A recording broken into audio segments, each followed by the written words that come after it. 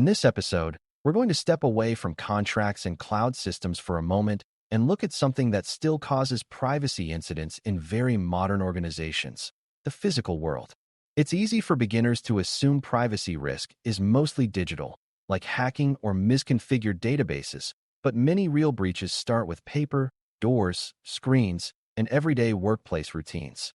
Physical and environmental risks are the risks that come from places, objects, and conditions, like who can enter a room, what can be seen from a hallway, how documents are stored, and how equipment is protected from theft or damage.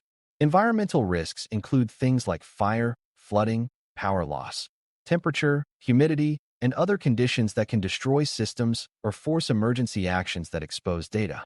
Privacy management has to care about these risks because confidentiality can be lost without a single line of code being touched. The goal today is to help you notice these risks, understand why they matter, and think about practical controls that reduce the chance of exposure. Before we continue, a quick note. This audio course is a companion to our course companion books. The first book is about the exam and provides detailed information on how to pass it best.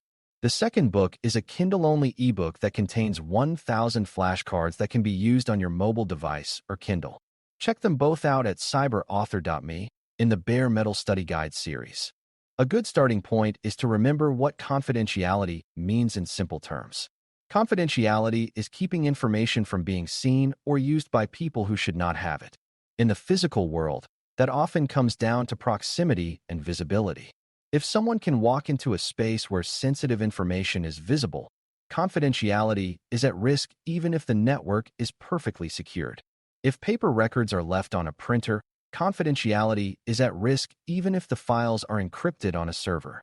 If a laptop is stolen from a car, confidentiality is at risk even if access controls were strong, because the device may contain cached data or saved sessions.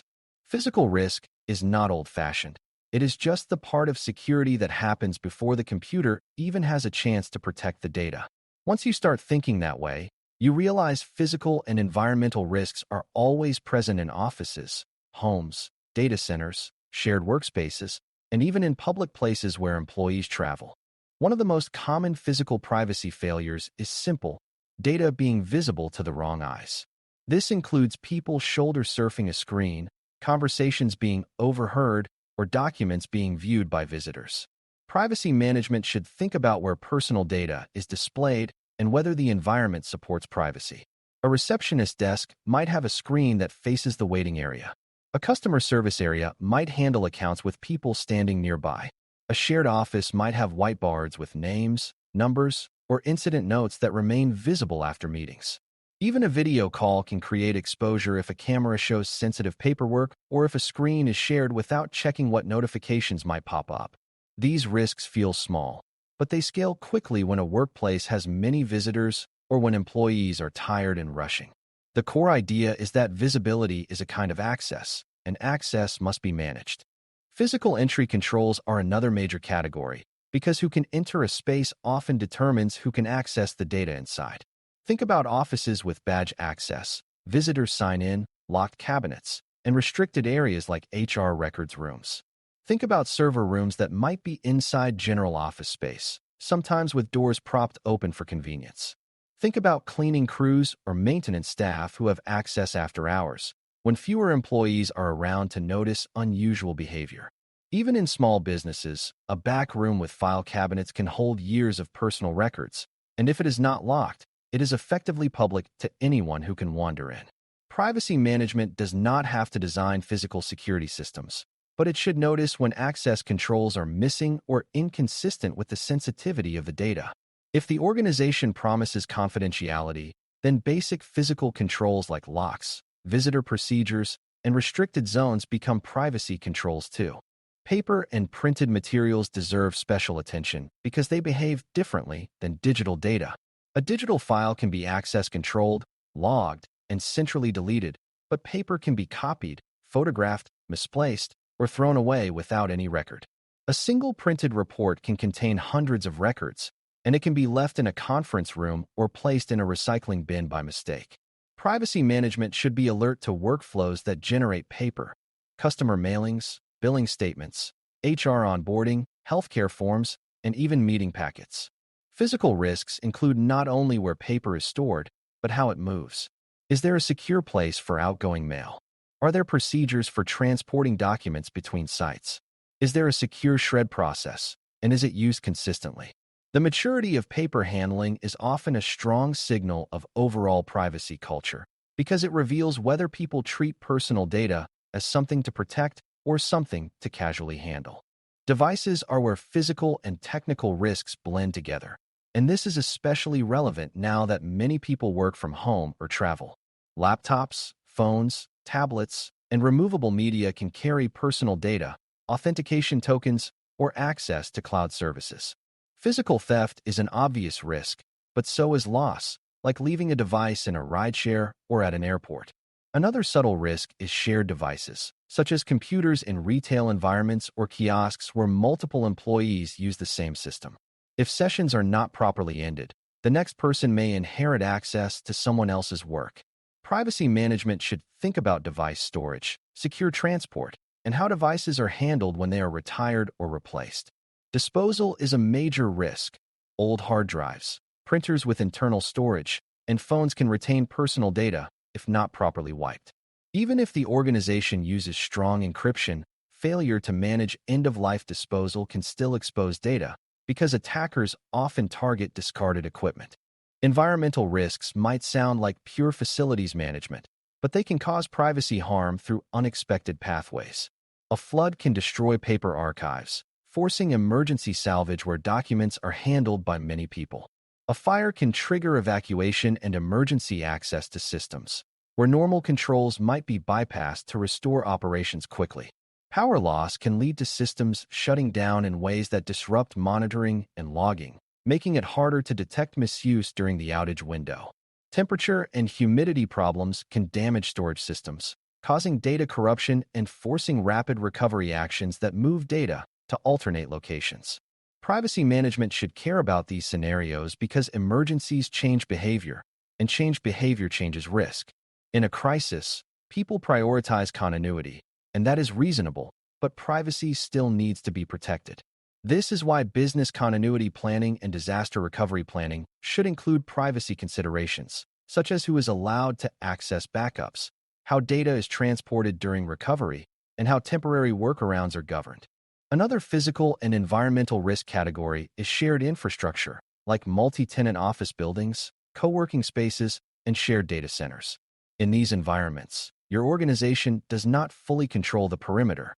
Elevators, hallways, and shared reception areas increase the number of people who can be nearby, and that increases the chance of accidental viewing or overhearing. Shared wiring closets, shared maintenance schedules, and shared contractors also add complexity. The same is true for organizations that use third-party storage facilities for records. The facility's practices for access control, surveillance, and incident response become part of your confidentiality story. Privacy management should therefore treat these shared environments as part of the data processing ecosystem. If personal data is stored in a warehouse facility, you need to know how access is controlled, how visitors are logged, and what happens if a storage unit is broken into. Physical security is not only about keeping people out, it is also about being able to prove who was in.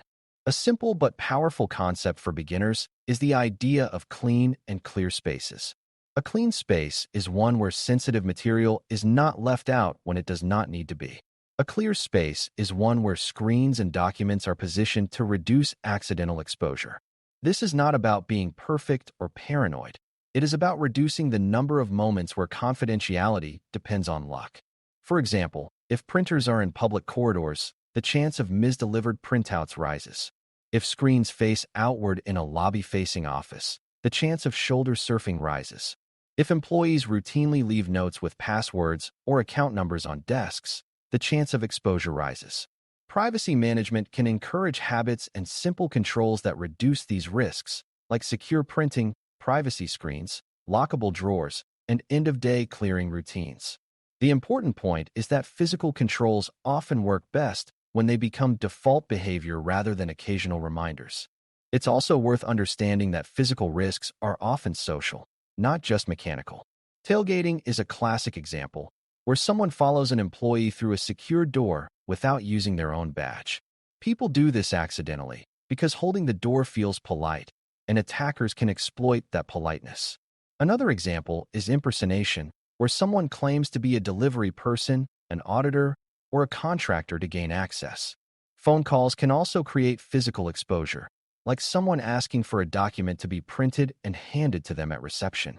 Privacy management does not need to train everyone in physical defense tactics, but it should promote a culture where verification is normal and where it is acceptable to challenge unusual behavior. Many organizations hesitate to do this because they fear making employees uncomfortable, but privacy incidents are far more uncomfortable after the fact. A healthy culture makes it easier to protect confidentiality without turning the workplace into a hostile environment. To identify physical and environmental risks effectively, you need a mindset more than a checklist. You look for where personal data exists in tangible form, where it is visible, and where it moves. You look for who can enter spaces where data is handled and whether that access matches the sensitivity of the data. You look for failure points like unsecured storage, shared printers, unlocked cabinets, and devices that travel without protection. You consider how emergencies and environmental events change normal controls, and you plan for those changes rather than hoping they never happen. The goal is to reduce both accidental exposure and the impact of unavoidable events.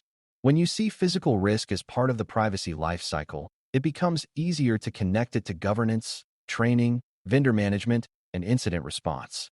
It stops being someone else's problem and becomes a shared responsibility with clear roles. As we close, remember that privacy and confidentiality are promises made in a world that includes doors, paper, weather, and human habits. Physical and environmental risks matter because they bypass many of the protections people assume they have, and they often produce incidents that are hard to investigate after the fact. The strongest privacy programs treat physical safeguards as real controls, not as background noise, and they align those safeguards to the sensitivity and scale of the data being handled. When you can look at a workspace and notice visibility issues, weak entry controls, risky document workflows, device exposure, and disaster-driven vulnerabilities, you are building a practical skill that many teams overlook. It is not glamorous work, but it is high impact, because preventing a single lost laptop incident or a single misdirected stack of documents can protect hundreds or thousands of people. Privacy management succeeds when it reduces harm in ordinary moments, and physical risk is full of ordinary moments. Thanks for listening. For more audio courses, daily newsletters, and more, please visit baremetalcyber.com.